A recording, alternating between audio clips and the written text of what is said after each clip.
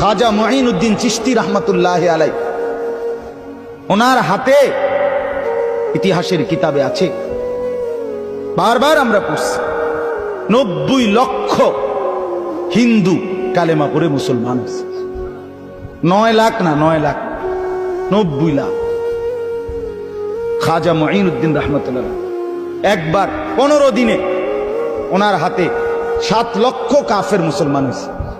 উনি মারে এসে বলছে, মা খুশির খবর মা, আল্লাহ তোমার সন্তানের হাতে মা 7 লক্ষ কাফের হিন্দু একসাথে এই 2 সপ্তাহে মুসলমান হয়েছে মা। খাজা মুঈনুদ্দিন চিশতি রহমতুল্লাহর আম্মা বলছে, আল্লাহর কসম বাবা, এটা তোর হাতের বরকত না, এটা আমি মায়ের পবিত্র দুধের বরকত। আমি 2 বছর বাবা তোকে দুধ পান করাইছি, কোনোদিন বিনা অজুতে দুধ খাওয়াই নাই, আমার আল্লাহর নাম না নিয়ে তোরে দুধ পান করাই নাই। আমার পবিত্র দুধের বরকতে আল্লাহ তাআলা তোকে এই বরকত দান করছে। মার অবদান।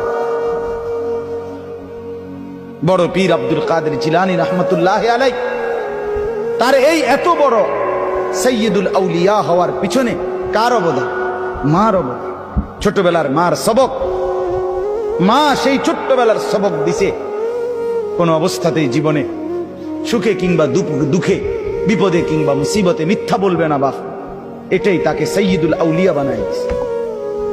বায়েজিদ বুস্তামির মতো মানুষ, এত বড় মানুষ হয়েছে, জগৎ বিখ্যাত বুজুর্গ হয়েছে, কার দোয়া? মা।